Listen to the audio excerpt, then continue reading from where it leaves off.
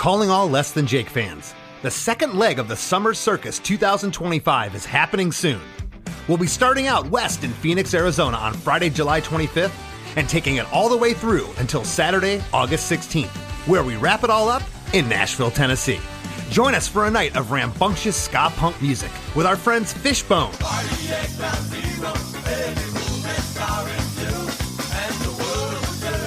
The Suicide Machine,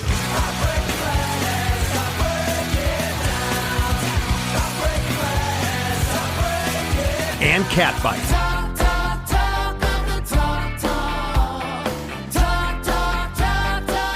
Grab your tickets now at lessthanjake.com. The Summer Circus 2025 is almost here. Limited VIP tickets are available for each stop as well. Those too can be found at lessthanjake.com. Bring your dancing shoes along with your circus-themed outfits. We can't wait to see you. This episode is brought to you by DistroKid.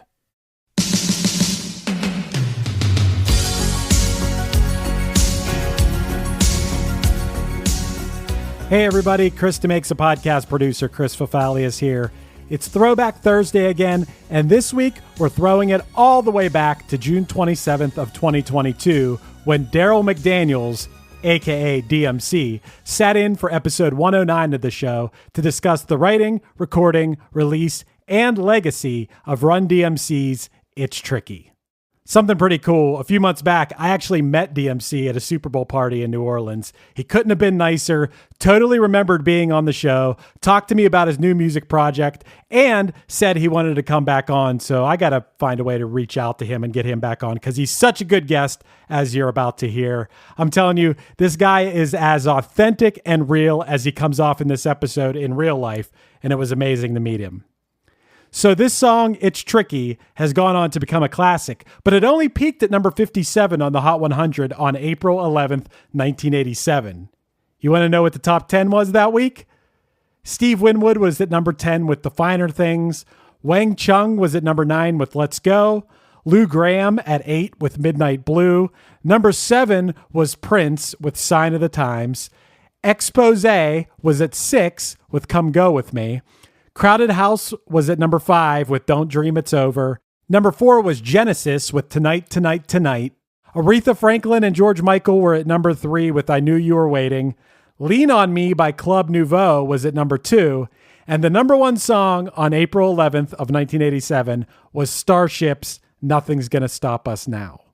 Funny enough, since I just did a countdown here, Europe's The Final Countdown was actually number 11 this week.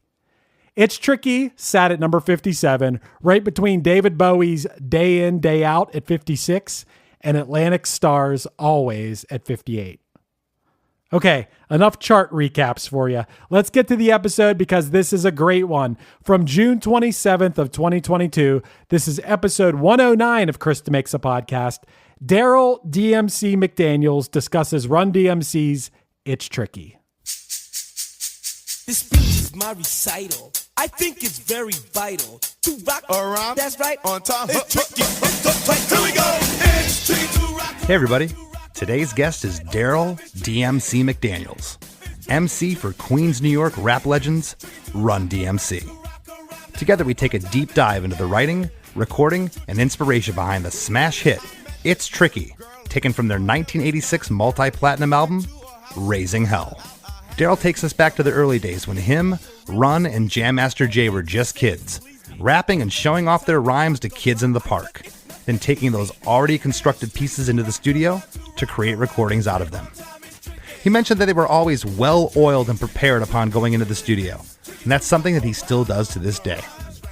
Darryl was specific in mentioning who brought what roles to the song, be it the other guys in the group or producers Rick Rubin and Russell Simmons. It was refreshing to hear that they were just rapping about everyday life, and in doing so, created such a large fan base due to the relatability behind the lyrics. There was nothing phony or forced with Run DMC. They were the real deal. They poured influences from every genre into their music, and truly became pioneers at the forefront of the rap and hip-hop movements. Oh, and as far as pioneers go, these guys probably sold more shoes for Adidas than anybody.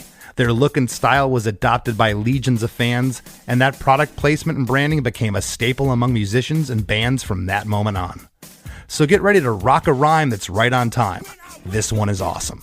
Hey, hey, have you heard? Chris DeMakes A Podcast. Hey, hey, have you heard?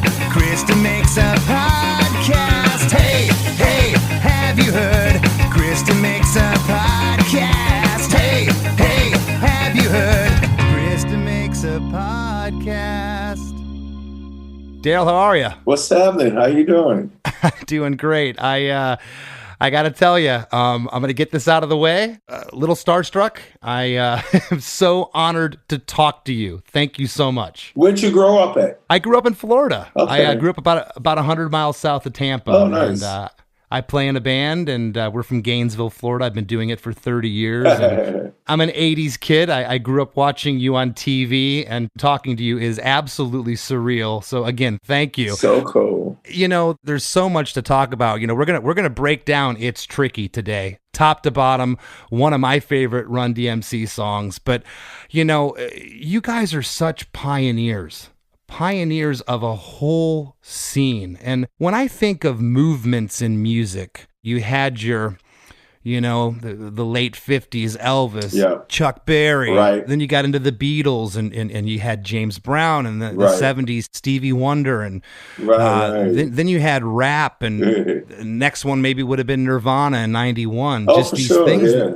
these things that happen that just forever shape the musical landscape. And Right. and rap and hip hop, it's so fascinating to me because I know its roots trace back to the early 70s. Some say the Bronx, and I think some of it may have come from funk and James Brown and taken from that. But if Right. you can take us back, you guys are from Hollis, Queens, in New York City. Take us back to the late 70s. Do you remember hearing Sugar Hill Gang and that stuff for the first time? And what was the scene like? Well, late 70s here in New York City, it was a funny time because in the 70s here in New York City, rock radio was very exciting. And what I mean by that was there was a station here, there was AM stations. Remember AM radio? Of course. But there was an FM station here called 77 WABC. And they would play James Brown, Sly and the Family Stone, Jackson 5. But they also would play Dylan. They also would play Procol Harum. They also would play Harry Chapin and Jim Croce, Janis Joplin, Joni Mitchell, Led Zeppelin, the Beatles. So the rock radio in here, it was an experience. So it was the 60s soul music, but you know, we were kids. So that 60s soul music was kind of like our mothers and fathers because they were still young and cool. Right. But radio, and you had your soul stations, you had your rock stations, you had your folk stations and stuff like that. But what had happened in the late 70s, we were listening to a lot of rock and folk rock and the soft rock on AM and FM radio, along with, the James Browns and everything. But then this thing called disco came along. So hip hop is actually a hybrid of disco. So the big scene here in New York City was Studio 54. Sure. Hollywood was leaving LA to come to New York because people thought Studio 54 was heaven on earth. The who's who, CEOs, movie stars, athletes, all the opulent, flamboyant people were coming to New York to get into Studio 54. So we were kids, but we took a lesson from, you play music, you play records and music with this equipment and people dance and you have a good time. But we were kids, we had no money, we couldn't get in Studio 54. So we did Studio 54 in the streets. Yeah. That's how I like to explain it. It was poverty, it was crime. New York was crazy in the 70s. 42nd Street wasn't Disney. No, I know that. Yeah, it was drugs and 3-card Molly and pimps and pushers and X-rated film theaters. So we started doing this disco thing in the streets of New York. If you go back to listen to all of the early hip hop, everybody was saying, I'm the disco man. I'm the disco DJ. The Fat Boys was actually the Disco 3 before they became the Fat Boys. Fat Boys. Now we may be a little chubby, but don't feel slow. We guarantee you one thing, we can surely come to the party and rock the house. As we harmonize, let's start to turn it out. So put the best move and take it from me. Listen to the fifth sounds of the Disco 3. Ha ha.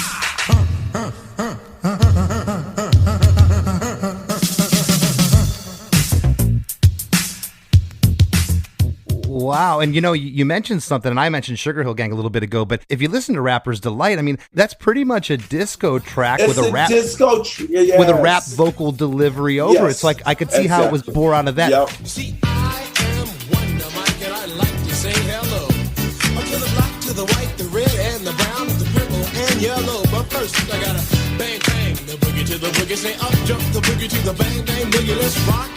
You don't stop, rock the rhythm that'll make your body rock. That song is considered one of the first rap songs. Do you recall hearing anything before that you would consider rap on the streets of New York in the 70s? Yeah, the Fatback Band, which was a soul funk band, the Fatback Band did a song called King Tim the Third. And it wasn't a rap song. It was it was like Kool and the Gang, Confunction, Bar-Kays song. But one of the guys from the band rapped on it. All right, y'all. Here we go. You just clap your hands and you stomp your feet, cause you're listening to the sound of the show shot beat. I'm the K-I-N-G, the T-I-M, King Tim the Third, and I am him, just me, Fatback, and the crew. We're doing it all just for you. We're strong as an ox and tall as a tree. We can rock you so viciously. We throw the highs in your eyes, the bass in your face. We're the funk machines that rock the human race. Skate, down, boogie, shot. Come on, girl, let's do the rock. Slam, dunk, do the jerk. Let me see your body work. I heard that before Rapper's Delight. It was just a small part. It was a song called King Tim the Third by the Fatback Band. And this guy, King Tim the Third, rapped in the middle of the song. So he kind of blew everybody's mind, but it wasn't enough. So long story short, going back to Rapper's Delight, when Rapper's Delight came out, you're 100% right. When disco came along, remember, disco was huge. Sure. Two of the biggest bands on earth made disco songs so they could get in Studio 54. Queen made Another One Bites the Dust. Yep. And the Rolling Stones made Miss You. Ooh, yeah. Because everybody thought Studio 54 and this disco thing was heaven. But something happened along the way where I woke up one day and the world was saying disco sucks. Oh, yeah. Now, if you remember, disco had a lot of Donna Summer, the Bee Gees, the Tramps. Everybody was making disco, including Queen and the Rolling Stones. But overnight, disco sucks. Now, it wasn't the music. If you go back and listen to disco music, it's beautiful songs, excellent singing, great choruses, a lot of bass lines and stuff like that. But when people said disco sucks and threw it away, hip-hop grabbed it. Yeah. Because there was a lot of funky grooves for us to say our raps over. Right. So what had happened in the 70s, we was influenced by the soul music of the 60s. At the time, from like the late 60s throughout the 70s, if you turned on the radio, all you was hearing was the Beatles and Led Zeppelin and Pink Floyd and all of that. And then this thing called disco came along. But when disco died, and they threw it away, we grabbed it so we could start saying our little raps that we was making up. And our discos was the streets of New York and the parks. But there's something very interesting happened. There was this emerging rock sound genre come up called punk rock. Yes. Which was, the Sex Pistols, the punk rock movement from the UK and the punk rock movement here from LA and DC. Yeah, well, Ramones from New York. Ramones from New York. Yeah, exactly. Sure. So punk rock was the new established thing. we needed the disco because disco had a lot of bass lines when no music would play where we could say our raps. At the same time, we was influenced by Marvin Gaye and James Brown when Marvin Gaye made What's Going On. Sure. And James Brown made Say It Loud, I'm Black and I'm Proud. But also the rock groups, like the Stones, like the Beatles, John Lennon, John Fogerty, they were addressing a lot of social issues. So that's why our raps were very social, political, and economical. Well, and it makes sense, too, that they intertwine with punk rock, because punk rock and rap came from the streets. Exactly. And punk rock was a good example for us to follow. I was speaking with Tim Armstrong of Rancid. Yeah. And he said punk rock was like, F the establishment, this and that. The government is evil, this and that. We're going to dress the way we want to dress. We're going to say what's on our mind. We're going to defend the righteous. You know what I'm saying? We're going to take down the evildoer. So there was a very rebellious attitude. Tim Armstrong said the punk rockers were doing it. And he said when hip hop came along, the punk rockers had one middle finger up to the world. And and Tim Armstrong said when hip hop came along, the hip punk rockers said we can put two middle fingers up to the world. So it was this attitude change that went from, now nothing was wrong with disco, but what was wrong with disco, when you saw Studio 54, you saw all of these rich people with their Rolls Royces and their jewelry and then the behavior. They were taking drugs and having sex and drinking champagne. It wasn't anti-establishment at all. Yeah, you know what I'm saying? And our reality was, we needed a 9 to 5 to survive and all of this. So hip hop took the example of disco. We're going to play records and we're going to have a good time for at least 3 hours in this whole world of madness. But while we're here, we're going to start saying some messages. Sure. Because these big rock and punk rock guys and people like Dylan and like John Fogerty and like Neil Young, they were on primetime radio. Neil Young made Ohio. John Lennon made Imagine. Joni Mitchell and Dylan were addressing social issues. So we were kind of like a mixture of everything that was going on with music that people was throwing away. The saying, another man's trash is another man's treasure. for sure. And I know you're going to remember this, Darryl. There was a great disco record. Bring your disco records to the baseball stadium. It was either Comiskey Park or Wrigley Field. It was one of them in Chicago. Yep. And all these, they went out in the outfield and they burned all these disco records. They burned them. Yep. I remember that. Disco sucks. Disco sucks. Disco sucks. July 12th, 1979. A twilight doubleheader at Comiskey Park. The White Sox versus the Tigers. Between games, 24-year-old Steve Dahl, a popular disc jockey for Chicago rock station Loop 98, would take the field at the head of his so-called anti-disco army to blow up thousands of disco records. Every day I would play a disco record and drag the needle across it, and scratch it and then blow it up. But I tapped into something. There's an undercurrent of hatred for disco. In a few minutes, we're going to attempt the world's largest disco demolition. But it sounds like you took this music and harnessed it, which, a lot of that disco stuff, it traces back to the funk. And then, of course, when the hip hop came along, now you guys started sampling that stuff. And what a bigger smorgasbord to sample from than funk and disco records. Come on, right, exactly. There was a multitude of music, feelings, sounds, and grooves to sample. But what people forget, in the early days, before Rappers Delight came out, if you went to a block party or a park party to see the DJs and the MCs live, in the crate, because we used the vinyl records, we were using recordings already made, looking for one little space where nobody wasn't saying anything over their music. But the reason why Run DMC was so pioneering, we didn't invent it, because we were doing it already before we were recording. But the reason why Run DMC chose to make rock, rap, hip-hop records is because if you came to the park in the 70s and you saw Grandmaster Flash performing, he would put on Good Times, which had a great bass line, which actually Rappers Delight sampled that. Boom, boom, boom, boom. So with a disco record, there was always a bass line break in the record when nobody was singing that was perfect for me to rap over. You also would use James Brown, because James Brown always had a funky drummer break. Oh, yeah. On James Brown record, there was always a point where he would go 1, 2, 3, 4, let's get it. And he would let the drummer go. 1, 2, 3, 4, get it. Good.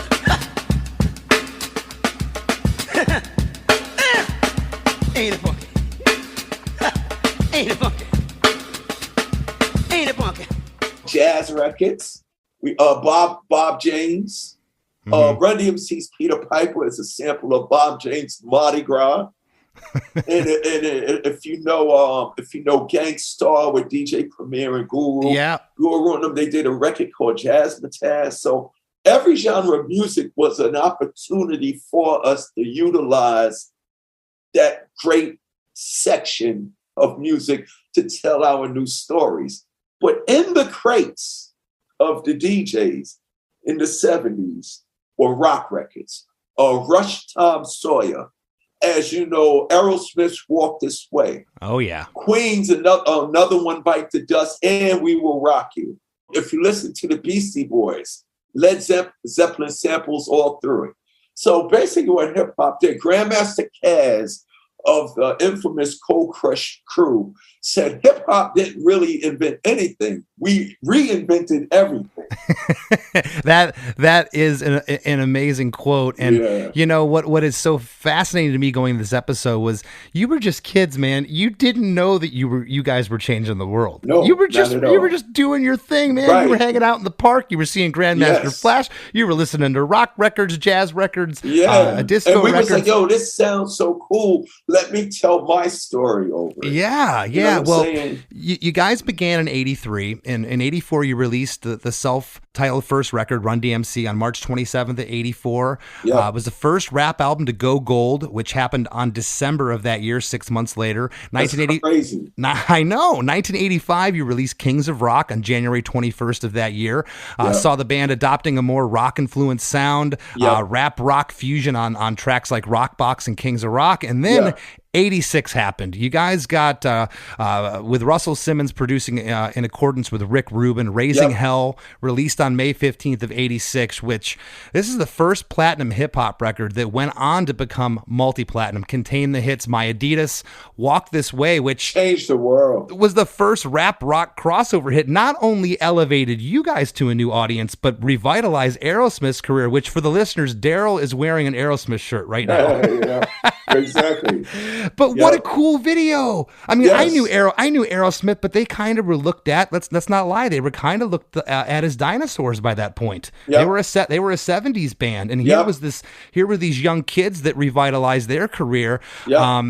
But again, the song we're going to break down today is It's Tricky. After Raising Hell, you guys released 4 more albums, the last one being 2001's Crown Royal. But I'd like to jump into the song right now, Darryl. Okay. It's 3 minutes and 3 seconds, which is crazy too, because at this point, you guys kind of had to be thinking. Some of your earlier records had longer, and as you know, sometimes rap battles would go on 15, 20, 30 minutes. But to condense what you guys were doing down to 3 minutes is an art form in and of itself. Exactly, yeah, because records were very long.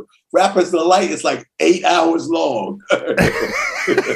I know, and that had to be consciously thought about when you were doing this. And I'm fascinated about this track on a multitude of levels. It's a 2-bar intro with a synth hi-hat sample. Yes. And then the lyrics come in after all this. On Speech, when the lyrics start, there is a bass drum and cymbal hit and a bass stab, and that hi-hat sample goes throughout the whole intro. On the last line, there's these 8 snare hits that take us into chorus 1, and those 8 snare hits are kind of throughout the song, and it becomes a hook in and of itself, just that thing. This speech is my recital. I think it's very vital to rock around. That's right. On time. It's tricky. It's so tight. Here we go. It's tricky. This is Run here at the top. This speech is my recital. I think it's very vital. To rock a rhyme that's right on time. It's tricky is the title. Here we go. What's going on here? What's happening? When I wrote that, hip hop was already, I ain't gonna say it was still old to us. It was established to us. So now we're making rap records. Tricky is something that we would have did in the park. But when we're making a record, we had to establish an introduction to what the listeners is about to hear. Right. So this speech is my recital is basically letting them know it's not really going to be some singing going on, but you're going to hear some vocals. You know what I'm saying? This is a whole different presentation. So that beginning, that beginning section was to set up an introduction to what we are about to do. Yeah, a lot of rap records did that if you think about it. Yeah, you have to. Yeah. And that was key to a lot of that opening thing. You got to grab their attention. Real quick, before you got this song to Rubin, before you started pre-production of the record, whatever you did with Russell Simmons, you talked about doing this in the park. I can see a circle, a gang of kids around the three of you. One of you is beatboxing and you're doing this. Yes. Is that how the song was written? Exactly. Yeah. The song was written before it was even to be a recording. That's so cool. We would have, if you would have saw Run DMC, if we never made records and you would have saw Run DMC live, we would have found a beat to do Tricky over. It might have been done over James Brown's Funky Drummer or something.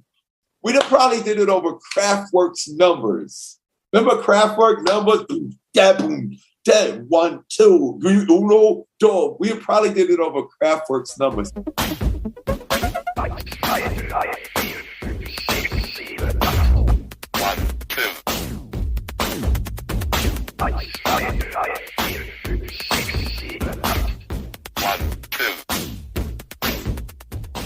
Kraftwerk with a K, of course. So that's a great question. It was something that we was performing already that we decided to make into a record. Because I was always writing rhymes. I was always, my whole thing was, I got to have Grandmaster Flash and the Furious 5, the Cold Crush 4 MCs, and the Treacherous 3 and Double Trouble. They got to like me. I need to. I'm this little kid from Queens, and they changed my life with this hip hop thing. So when I show up, I'm going to make sure my presentation and my performance is something that will have them say, we love you. Do you feel like you guys were local celebrities in your neighborhood before any of this happened, before you got a record deal or anything? I mean, yeah. And were there petty jealousies with other rap acts? Or... Yeah. We, because you got to understand, hip hop started in the Bronx, in Harlem, in Manhattan. Yeah. So they was like, who are these guys? And we were from the suburbs. We wasn't from the Bronx. We wasn't from Harlem. We're from the suburbs. So in the beginning, until they met us and started seeing our interviews, everything we did was because of them and is because of them. But in the beginning, it was like, who the hell are these young punks from Queens? Yeah. Because Queens wasn't on the map. So we put Queens on the map. So we were like the kings. And we started putting that in our raps, kings from Queens. Because people respected us because we, and you notice, like back in the day, it was always Brooklyn, Bronx, and Manhattan. Mm-hmm. No, I talked about Queens. So we put Queens on the map. Like Queens, yeah. If you come into New York, Queens is ruling things. So we kind of became great local celebrities in our neighborhood. And the vibe that we had was so friendly that once they got over being mad at us, Bronx, Brooklyn, and Staten Island and Manhattan started to respect us. So, the whole Tricky thing too, going back to the question was we established the introduction, but then we're telling people, don't think this hip hop thing is easy to do. Because people, in the beginning was like, they ain't even singing. Gene Simmons hates us. They're not even singing. They don't play instruments. And, they're just talking. And in the beginning, we was going hip hop to hip it there. It was like, they not only not talking, they're talking and not even saying anything. So our thing was to take people to understand this. There's a science, there's a skill, and there's a technique to doing this. This speech is my recital. I think is very vital to rock a rhyme that's right on time. It's really hard. Look, it's hard to make a song as a singer in a band with musicians. It's way harder to make a song out of this hip hop rap thing that the world already hates. So that section could have been a song itself. We always tell the truth and then we never spit no logic. No curls, no braids, easy heads still get paid. Dramatic, cut the record up and down the bus fade. Hey everybody, don't go anywhere. We got lots more with DMC after a few words from our sponsors. Looking to elevate your music career? DistroKid is a digital music distribution service that enables musicians to distribute their music to online stores and streaming platforms such as Spotify, Apple Music, YouTube Music, Amazon, Tidal, and many more. DistroKid collects earnings and payments, sending them to you, the artist. With DistroKid, artists unlock a world of possibilities. From easily paying collaborators with splits to securing your music with DistroLock, DistroKid covers all bases. Plus, you can promote your releases with Hyperfollow and create eye-catching visuals with a Spotify Canvas generator, all for free. But that's not all. Introducing the DistroKid app, now available on iOS and Android. Artists can manage their releases, view streaming stats, and withdraw earnings, all from the palm of their hand. And for those looking to perfect their sound, check out Mixia. With its simple interface and customizable mastering options, artists can make their music sound polished and professional within minutes. And don't forget about Instant Share, DistroKid's newest feature. Share large files securely with collaborators, producers, and more, ensuring your music streams at the highest quality. Ready to take your music to the next level? Download the DistroKid app and explore their suite of tools today. Plus, listeners can enjoy 30% off their first year by visiting distrokid.com/VIP/DeMakes.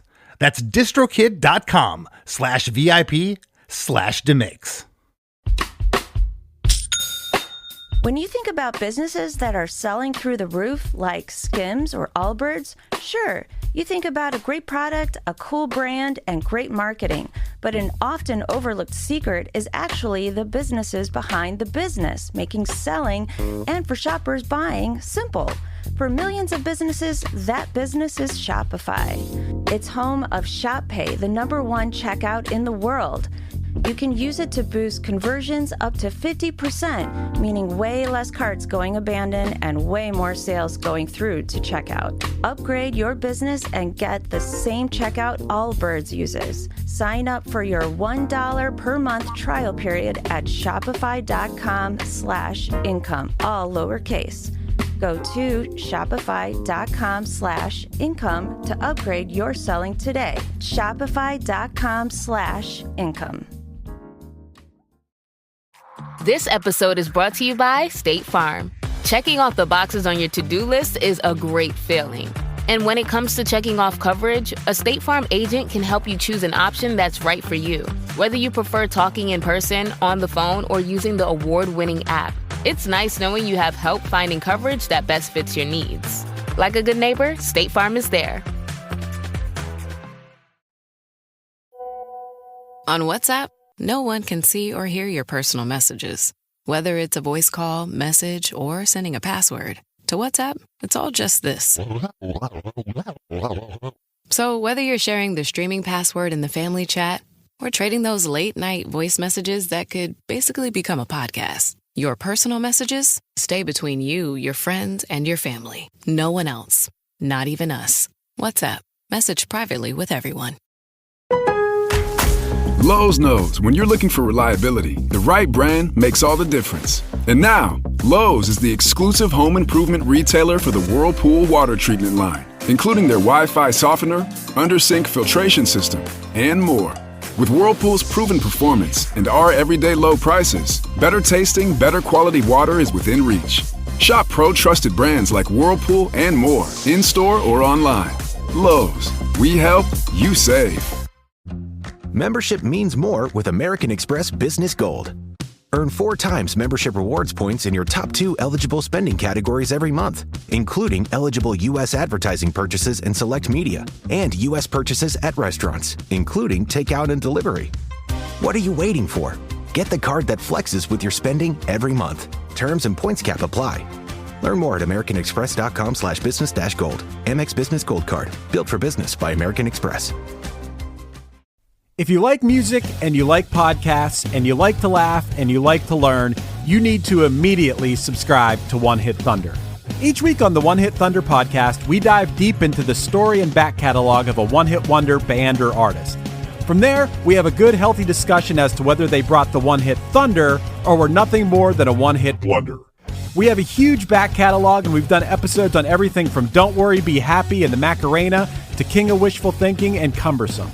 I promise you're going to love the show more than Jaquan loved getting tipsy, and even more than Bobby Boris Pickett loved making alternate versions of the Monster Mash. Subscribe to One Hit Thunder wherever you get your podcasts.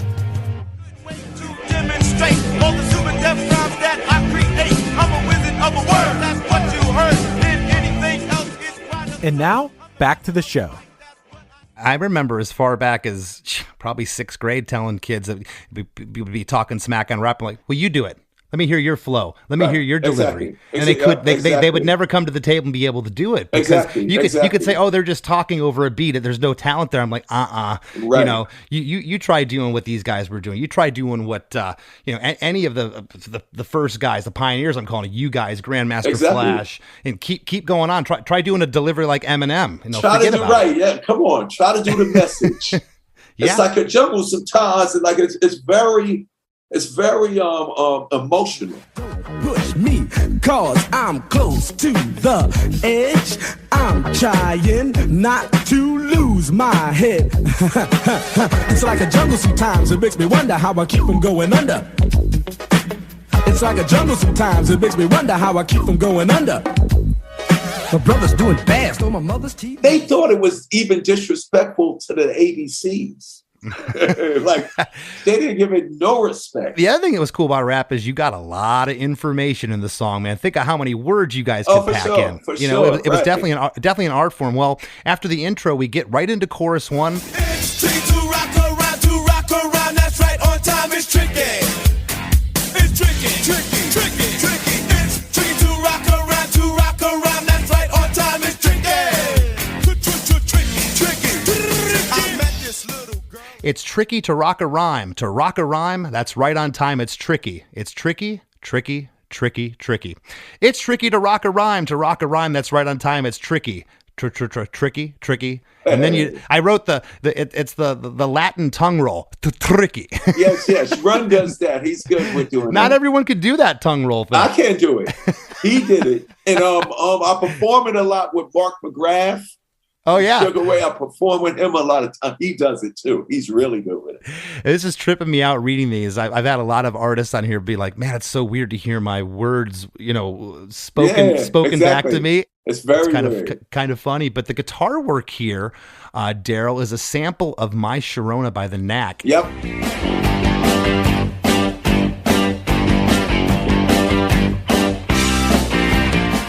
The guitars are really staccato and punchy. And before we go any further, I, of course, knew who the Knack was, and I knew that was sampled. But when I was researching the episode, I also came across that Mickey by Tony Basil. Oh, Mickey, you're so fine. It's the inspiration to the song, to the melody. To the melody. Okay. Yeah. So what would happen before Rappers Delight was made? If you went to see Grandmaster Flash, if you went to see Africa Bambaataa, the Zulu Nation, Cold Crush 4, Treacherous 3, remember I said we listened to 70s radio. Yeah. So what we would do was we would take the melodies of songs that we heard on the radio and write our own raps to those melodies. The Cold Crush 4, which is to me the greatest hip hop group ever that nobody really knows about, they took a Harry Chapin melody. They took Cats in the Cradle and a silver spoon.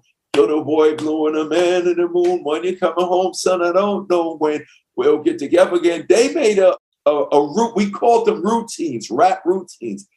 they did a Harry Chapin where they would use the initials of their name.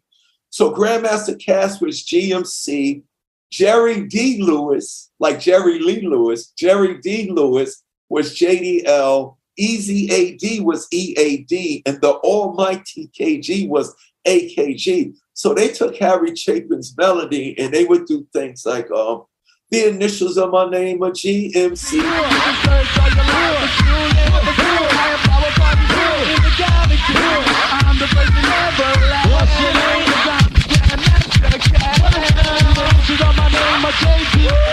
I want to go to heaven before I go to hell, and I'm pushing more power than a Duracell. So it was about taking melodies that the world was familiar with and then talking about things in pop culture and in life.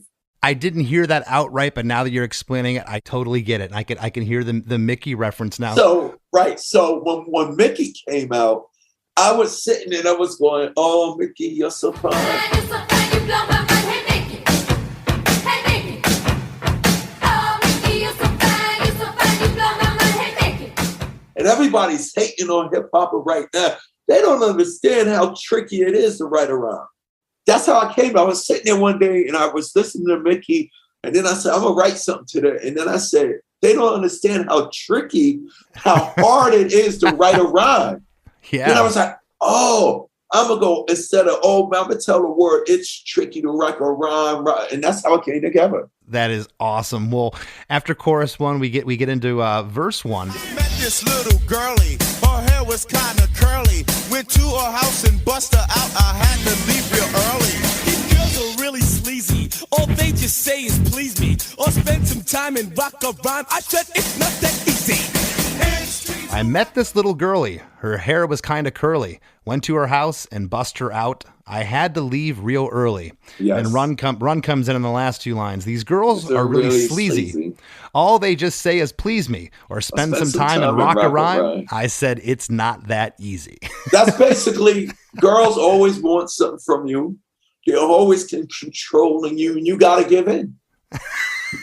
You know what I'm saying? My wife is so demanding, my girlfriend is so demanding, and you got to do it. You know what I'm saying? And this was just, this was real life. This is what you were living at the time, what you were writing about. Exactly. Yeah, exactly. It's the whole thing of young relationships. Do you recall going into the studio, was verse one always verse one, or did Rick Rubin or Russell Simmons or someone No, it was always, we would always have things arranged. Okay. I didn't know if they said, hey, maybe put verse 3 here. I'd start it with that. No. Rick and them Rick basically would say, instead of sampling my Sharona, play it over. Uh-huh. Let me play it. Little things like that. When Run DMC went in to make it out, I don't understand how groups could say, oh yeah, we're working on an album. We got 50 songs done. Me and Run and Jay, like, what the hell? When we went in to make an album, we got 12 records to make. We knew what 12 records we was making. I don't understand, and I guess you got to do it. But if you're recording, you should know. But I think that's the difference between us and everybody else. Like, I hear all my other rap comrades say it. I'm working on an album. I got 100 songs. I'm like, what? When they told us we had to make an album, we come in and we know what 15 songs we're making. It was expensive to record back then, too. Super expensive. Super expensive. Yeah, you want to go in and know your stuff, right? You have to be prepared. There you go. Like, even to this day, when I go in the studios and there's young assistants in there with the engineers, the engineers always tell me, yo, all my young people are amazed how I come in the studio. When I go in the session, I book my session. I like afternoon sessions. I book 12 to 4. I can do 4 songs by 2:00. And then I leave, and then the engineer makes me sound better. But I go in, the young people are made. Awesome. I know my opening, I know where my verse, I do all my choruses. I stop. Sometimes the engineer gets confused. I say, no, this is where the solo goes and this and that. So Run DMC, we made our records the way we would perform them. I love it. I respect that immensely. That is awesome. On the second line here, you get that My Sharona guitar melody. On the third line, that hi-hat. with 7 sporadic synth stabs comes in. Again, another hook. And on the last line here, spend some time and rock a rhyme. It's only the hi-hat. It's not that easy. The last lyric in verse 1, you get those 8 snare hits. Yeah, drops are very important. And then let the hi-hats be the accents. Yes, it lets it breathe. It's awesome. Yeah, it lets it breathe, but it keeps you engaged and it creates an experience. Sure. Yeah, absolutely. Chorus 2, I love it. Rap is famous for this. The choruses aren't the same because you're rapping and you're ad-libbing. Yes. It's tricky to rock around. That's right, on time is tricky. How is it, D? It's tricky. It's tricky to rock around. That's right, on time is tricky. It's tricky to rock a rhyme. That's right on time. It's tricky. How is it, D? It's tricky. We're talking to each other. Yeah. It's tricky to rock a rhyme. That's right on time. It's tricky. And that Latin roll happens on line 2 again, the hrr. And you're getting more chords here. It's not as staccato. That knack, my Sharona riff. The chords are ringing out a little bit more here in chorus 2, which makes it feel like the song's building. Do you recall if Rick Rubin had a hand in that? That sounds like something he may have been involved in. That's a Jam Master Jay thing. Really? Jay was actually the producer. Rick is great, but Jay was actually the guy. The thing about Jay was he was the type of DJ that could DJ your grandmother's party and then DJ the party for the little kids. But being a DJ, he knew all types of music. So he was doing stuff, Stevie Wonder, the jazz people. He was doing stuff that George Clinton would do. He was doing stuff that Miles Davis and Buddy Miles and the Blues Guys was doing. And another thing, if you notice, the way we always do the hi-hats and stuff, it's another way to be scratching. There you go. Yes. So it was a DJ thing, a hip-hop DJ thing. And there's also some detuning on the guitars here. They're getting warped on this chorus. That's a Rick Rubin thing. That is so. It's that's so that rock cool. Of what he knows that all the rock house is doing. It makes it sound funky on chorus 2. It's great. We go immediately into verse 2. In New York, the people talking try to make us rhyme. They really hawk, but we just walk because we have no time. And in the city, it's a pity because we just can't hide. Tinted windows don't mean nothing. They know who's inside. I love this verse. You started out, in New York, the people talk and try to make us rhyme. They really hawk, but we just walk because we have no time. Yeah, that meant we were starting to get noticed. We're famous now in New York City. That is so everybody said, everywhere awesome. we go, could you say the rhyme? Because it's so new to them. Yeah, you're just out for a bite to eat with your girlfriend. Yeah, just being normal. Now people want us to do the thing that we're just doing for fun. We didn't understand it.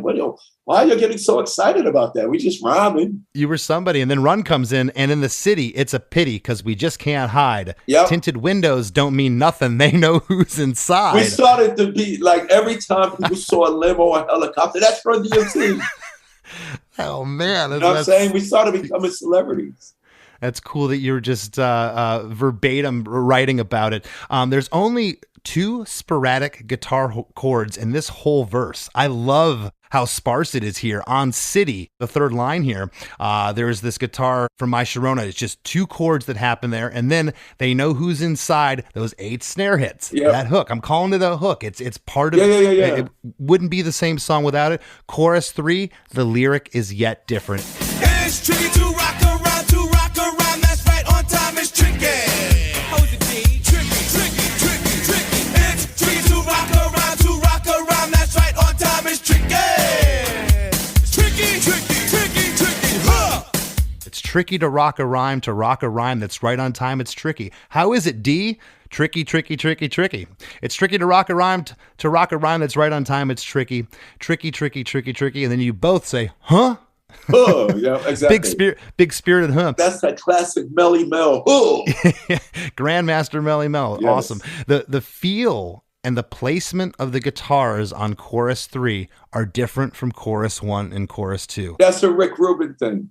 Because me and Run would leave. Jay and Rick Rubin was standing there. So you have rock star Rick and DJ Jay in there to do all of those phenomenal things. And how many times have I heard this song? I say this a lot on this show. How many times have I heard this song? But until I dive into it, I got to the third chorus, yesterday, and I'm going, why does it sound different? I'm rewinding. Okay, the first chorus, it's sporadic. Second chorus, a little more. Now you're not just getting the warbly guitars and what I'm calling detuning, but the placement is different here of where it is at in the chorus. After chorus 3, there's a 16-bar musical interlude.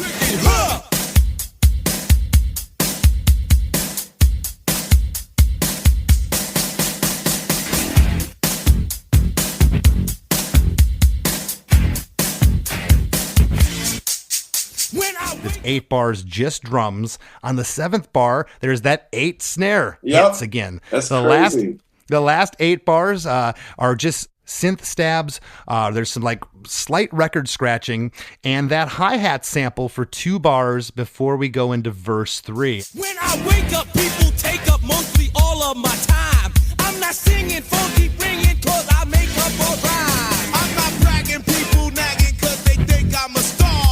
Always tearing what I'm wearing, I think they're going too far. A girl named Carol follows Darryl every gig we play. Then he dissed her and dismissed her, now she's shocking Jay. I ain't lying, girls be crying cause I'm on TV. They even bother my poor father cause he's down with me.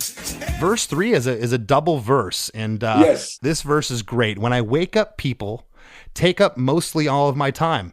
I'm not singing, phone keep ringing because I make up a rhyme. I'm not bragging, people nagging because they think I'm a star. Always tearing what I'm wearing. I think they're going too far.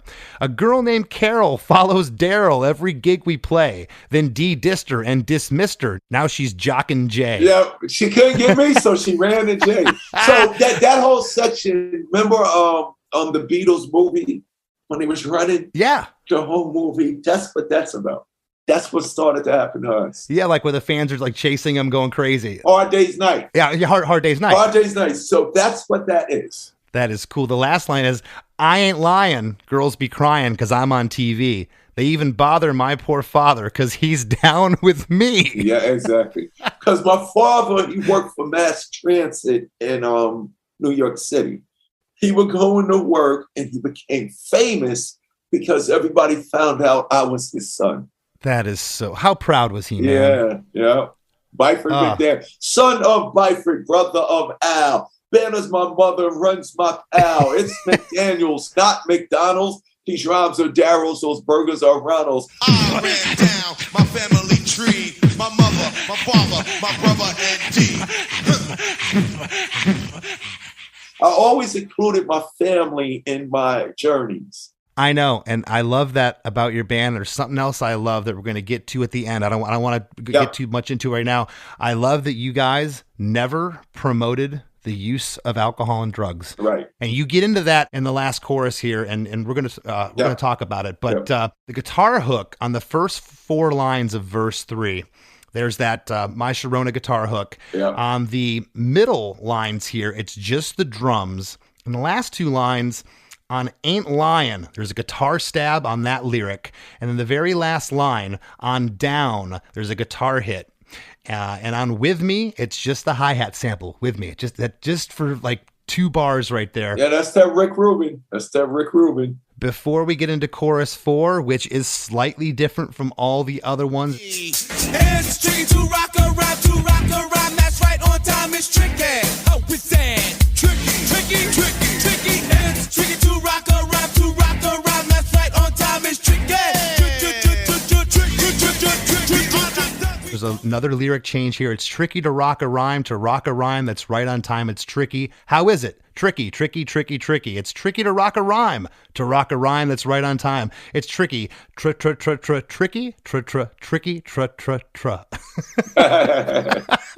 To speak it just doesn't work. So now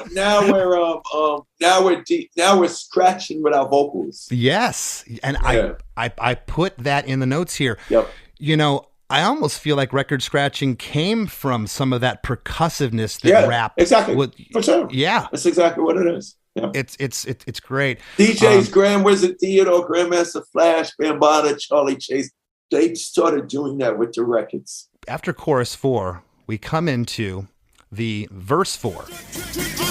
We don't use drugs, but you assume on your own. They offer coke and lots of dope, but we just leave it alone. It's like that, y'all. But we don't quit. You keep on rock shock, 'cause this is it. The whole ending of this song trips me out, and I want to talk about this. But the last verse is, and this is what I was just alluding to a little bit before about the talk about drugs and stuff. We are not thugs, Run says. We don't use drugs. And you say, but you assume on your own. They offer coke and lots of dope, but we just leave it alone. It's like that, y'all, but we don't quit. You keep on rock, shock, because this is it. Yep. That's the last lyric you get in the song. Got to go out with a positive message. Yeah, and on This Is It, there's an echo that happens over this outro. And for the next 24 seconds, it's just an instrumental. Yep.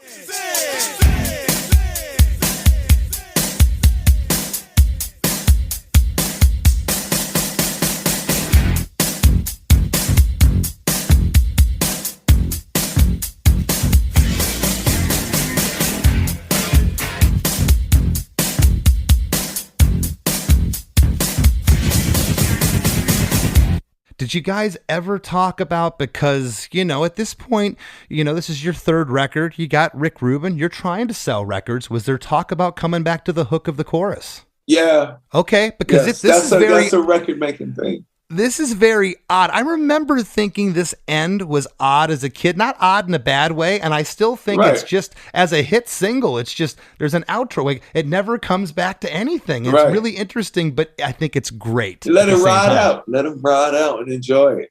Darryl, did you know what you were doing back then in terms of what impact it was going to have? When did it hit you that like was it when you were on MTV? Or no, we didn't know. Probably Walk This Way. Yeah. Because then now I know what Michael Jackson and Mick Jagger feel like. Yeah. But prior to that, we were just doing it. Like we did Adidas. We didn't know we was going to be the first non-athletic entity to receive a major sports endorsement from an apparel company. My Adidas walked through cops and doors and roamed all over Coliseum floors. I stepped on stage at Live Aid. All the people gave and the poor got paid. And I was speaking. We just made it. We were just, what could we rhyme about next? Let's rhyme about our sneakers. And can I say something about that? You guys were pioneers to me in that aspect. You think of the endorsements that came after you. Every band, every rapper, everyone had it. Someone was hawking sunglasses. Yep. Someone had their sneakers, everything. Yeah, their hats, their sneakers. No curls, no braids. PZ heads still get paid. I am the reason why Yeezys can get made. Yeah, I mean, think of how many pairs of Adidas your band sold. I mean, it's incredible. Adidas need to write a bigger check. But yeah, we didn't know what we was doing. We just knew what we was doing was very good, and it made people happy. Right. That's really key. It was sincere, it was done with integrity, and it was honest. One last thing before we wrap up. When you had 2 records previous to Raising Hell, but then you had the crossover, of course, with Aerosmith, and you had songs like It's Tricky, My Adidas. When you heard this record, okay, when you got the mixes back, what were your initial thoughts? Did you say, okay, now it's going to happen, now we're going through the stratosphere? Or was just another record at that point? For me personally, I mean, I think Run and Chain, everybody in the label and management knew it's going to the stratosphere. And then Run, he kind of knew, because that's why Run got into hip-hop anyway. He saw it as a career in the music business. My thing was, oh, shoot, I could tell stories about who I am over music. So since you had that yin and yang, that's why it worked. Right. But, when I look back after Raising Hell, I said in my spirit, I should have spoke up, but I didn't, that we can't go nowhere after this. It was kind of like Cream, Eric Clapton and Ginger Baker. They made 3 records and said, I think it's time for us to. We're bowing out. You know what I'm saying? Don't force it. You know what I'm saying? So after an Adidas deal and Walk This Way, creating Rage Against the Machine, Korn, Limp Bizkit. Kid Rock says, Run DMC and Aerosmith had a baby. I popped out. So after doing that, where else can you go? You know what I'm saying? Right. Well, I just want to thank you so much for taking the time out to sit in with us. I know the listeners are going to just love this. The story of the song's fascinating, how humble you are about all of it. And like I said, you guys were on the forefront of all this. Like I said, I had visions of you as kids in that park surrounded by kids, cheering your name. And you just took those raps in the studio and then you made these songs. You know why? The reason why people of all race, religions, creeds, and cultures can love that song, Tricky. Deep down inside, when I was coming up with the choruses, me and Rim was writing the lyrics, my main purpose for the song wasn't to not really be about us doing the record. I was trying to do a creative representation that life can be hard. Right. It's tricky to rock around the right. Life can be very everything's a struggle. So if I can make you feel good about me telling you how hard it is to write a song, whatever the little white kid, the little Jewish kid, the little Asian kid, the little orphan kid, when they hear Tricky, something inside of them might make you say, man, if they could write a rhyme and it's hard, maybe I could succeed at whatever I'm up against. Man, that is perfectly worded, man, and so cool. But before we leave here, I do want to let the listeners know that in 2014, this is really interesting, you released a comic book company called Darryl Makes Comics. Yes. And in November of last year, 2021, you came out with a children's picture book called Darryl's Dream. Yes, because I was an artist. Before music, all I did was read, collect, and draw comic books. That's so awesome. if you listen to King of Rock, crash through walls, come through floors, Bust through ceiling, knock down doors. And when we're on the table, fresh out the box, you can hear our sound. 4 blocks and blocks. My secret is, the secret to my success is my whole career, even to this day, I'm just pretending to be a superhero on the microphone. To fight all the bad guys and make the world a safer and better place for all. And I absolutely think you succeeded. Is there anything you'd like to leave the listeners with before we jump off here? They can go check out my new video. It's on YouTube. The song is called Ghetto Metal. I met this little black kid with a rock guitar. He said, DMC, I know who you are. Everybody knows that you're king of the rock. The baddest MC on any block. The son of Byford, brother of Al. You played at the Fever for a king named Sal. You rock to the beat of a Larry Smith. A master and a wizard with the musical gift. You come from And it's basically I'm showing the world the inspiration behind rock boxing, King of Rock. Oh, that's awesome. It's called Ghetto. I mean, I'm nothing without Eddie Van Halen and the Stones and Pink Floyd and all that. So it's called Ghetto Metal, Black Sabbath, all my inspirations. Man, your musical palette is impressive. And once again, thank you so much. It's been an honor. Thank you for having me, Chris. This is awesome.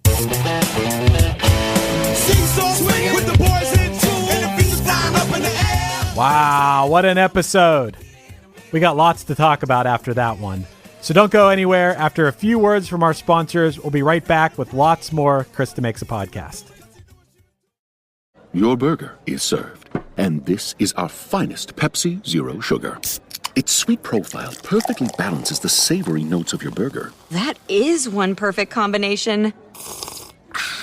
Burgers deserve Pepsi. It's the Smucker's Uncrustables podcast with your host, Uncrustables. Okay, today's guest is rough around the edges. Please welcome Crust. Thanks for having me. Today's topic, he's round with soft, pillowy bread. Hey. Filled with delicious PB&J. Are you talking about yourself? And you can take him anywhere. Why'd you invite? And we are out of time. Are you really cutting me off? Uncrustables are the best part of the sandwich. Sorry, Crust. Deborah had to have surgery. I had hip surgery in November of 2024. Her United Healthcare nurse, Crystal, checked on her. We do a routine call after surgery, and I could tell that she was struggling. Deborah needed help. My infection markers were through the roof. And Crystal knew what to do. I called the hospital and said she's coming in. And got Deborah the help she needed. Crystal and United Healthcare saved my life. Hear more stories like Deborah's at uhc.com. Benefits, features, and/or devices vary by plan area. Limitation and exclusions apply. At Blinds.com, it's not just about window treatments. It's about you, your style, your space, your way. Whether you DIY or want the pros to handle it all, you'll have the confidence of knowing it's done right. From free expert design help to our 100% satisfaction guarantee, everything we do is made to fit your life and your windows. Because at Blinds.com, the only thing we treat better than windows is you. Visit Blinds.com now for buy one, get one free on select styles, plus a professional measure at no cost. Rules and restrictions apply. Just in time for your summer playlist. Punchline's new single, Find Yourself, is out now. Everybody got so good at everything. I'm just over here trying to keep my house clean. I have an eye flow, man. It's up and it's down. I'm wondering if this is why people leave town. This is not a joke, man. This is a fight. Trying to find yourself in the right place, the right time. But most of Listen to Punchline's Find Yourself on Apple Music, Spotify, and everywhere else you can stream music. Duh. as we near the end of the show, here's a band you might not know. Welcome to this week's Band You Might Not Know. If you'd like your band to be considered for Chris DeMakes A Podcast, all you have to do is email your best song via MP3 only and bio to bandyoumightnotknow@gmail.com. This week's featured artist is Handheld, a melodic punk rock band from Ontario, Canada. You can hear their music at Tim Hortons and all the streaming services. Here's a snippet of their song, Leaving Candyland. So much more than that. You were Gus, the broken king of lemon west. You were Yosh, you rock coffee and sandwiches. You were Dale, the shower rings with never been. You were Buzz, you were your own best friend. You were the best and cheating bobsled coach. You almost beat the Swiss. The Rap with Chris and Chris. Well, man, I'm going to let you get the first word on that one. I know I know you are absolutely ecstatic right now, so I'll let you talk first. Yeah, I'm trying to think. I've had some people on this show that I was starstruck with, but and no disrespect to any artist that we had on the show, but I said it to Darryl, these guys were pioneers of a movement that they didn't even know that they were pioneers of a movement. They were just kids that did this thing that look where rap is today because of bands like Run DMC. I was like, I told you earlier, I was like pacing the floor all morning. I was nervous about this one. I was starstruck. I love that you brought up the boomer mentality of rap, that it's just like, oh, they're just talking over music. And it's such a good point. Then you do it. Yeah. Anyone who has ever said that, you do it and see what kind of flow you have, because this art form has been taken so far. And like you said, these guys are the pioneers of it. Pioneers. And I just, I've seen interviews with Darryl before, and he always came off as yeah. Nice, but you couldn't get a more humble person. I mean, look what they created, and he's just like, sitting here just so matter of fact. Yeah, we were just kids rapping in the park to our friends, and then we just took our songs in the studio and someone recorded them. But yet something else I respect so much is they went in prepared. I've always wanted to go into a studio. I hate going in the 11th hour trying to write lyrics or guitar parts. And, these were raps that they have been singing for years. I thought it was really interesting because you'll hear a lot of people, I think our bands included, who are like, okay, we wrote 30 songs for this album. We wrote 40, and there's nothing wrong with that at all. There's nothing wrong with writing as much as you possibly can and narrowing it down. But there's something to be said for knowing, like, we know what 12 songs are our best. We know these songs like the back of our hand, and we're going to go in the studio, like you said, prepared and ready to record them. That's an awesome way to do it too. Mm-hmm. Something else I really, really love is the fact he talked about AM radio. He talked about being in the 70s, and it seems like back then that it was just a melting pot. And like he seems to love Aerosmith as he loves James Brown. I mean, it's just like, and all of those influences were seeping into their music, and it was really evident by the time Raising Hell came out. I mean, that should be a lesson to anyone, to take influence from everything, to not just exclusively listen to one type of music, especially if you're an aspiring artist. Mm-hmm. Because there's something to be said for all genres and styles of music, something you can take away from everything. When he was talking about that Harry Chapin song, Cats in the Cradle, yeah. I mean, and he was doing the rap over, it's like, my gosh, that's where their minds were at when they were creating this stuff back then. Like, how can we take a song like, because I wasn't making the connection with Mickey, Tony Basil, until he explains, like, and he started singing that. I'm like, oh, now I get it. He's like, yeah, and it's tricky to write a rhyme. I'm gonna write how tricky it is and write a song about it that ended up being this thing. And that type of creativity is astounding. I love that he said we made our records the way that we would perform them, and that just took me right back. And Chris, you said it too, to them doing this because they loved it, doing it because it was fun, doing it with their friends in the park, and taking that same energy, that same vibe to the studio. And if you make something with that sort of spirit, with that sort of energy, and you release it on a massive scale, that's going to come right through the speakers. It isn't manufactured. It isn't fake. This is, like he said, they would be doing that whether they were famous from doing it or not. Mm-hmm. And they were just writing about what they knew, which I love. The line here, I'm not bragging, people nagging, because they think I'm a star. He's like, I'm just the same kid from Hollis, Queens, just hanging out with my friends, and all of a sudden, because my song's on the radio or MTV, they think I'm a star, but I'm still just Darryl. Right. And this is an audio podcast, but we're seeing the video, and you never know how an artist is going to. We've had, not a lot, but a couple here and there that were like, you're reciting the lyrics or you're getting down to the very minutia of the songwriting and you don't know how they're going to respond to it. Darryl had the biggest smile on his face the whole time. He was ready to talk about it. Everything you brought up. I mean, I loved hearing like what was Jam Master Jay's ideas versus what were Rick Rubin's ideas. He remembered everything about it and seemed so happy to be talking about it. That guy was an absolute delight. Oh, it was beautiful. He was such a pleasure to talk to. And something else I got to say, and I mentioned to Darryl, these guys were pioneers of endorsements. I mean, think of the whole Adidas thing. Think of all the bands, not just rap artists, but rock bands, pop artists. After that, everything's product placement and endorsements now. And these guys were on the forefront of that. They were like the first ones. Right, absolutely. And I didn't know that before this. It's really interesting because I've been watching this HBO show Winning Time, which is about like the 1979, 1980 Lakers when Magic Johnson first started playing with them. And shoe endorsements were a big part of that. Everyone was vying for Magic Johnson. And it was just interesting to hear that because it wasn't too far removed from that era. And I didn't know that Run DMC were the first. And they really opened the door, and not just for rap, hip hop. It was for everybody, rock bands, everybody across the board. Yeah, they were pioneers in a lot of ways. For sure. Yeah, it was just, again, I had a moment this morning going into this. I didn't know what I was getting into. You never know if you don't know an artist, or I'm not friends with them, but he couldn't have been more of a pleasure. It was just so fun to break down this song. Absolutely, man. This was a whole lot of fun. And, at the end of these episodes, we're always plugging like, hey, join our supporting cast, leave us a review and everything. So yes, do those things. If you're listening, our supporting cast, if you want to hear another episode right after this and a huge giant back catalog of bonus episodes of our podcast called The After Party, go to ChrisDeMakes.com. Check it out for a few bucks a month. You help keep the lights on over here at Chris DeMakes A Podcast.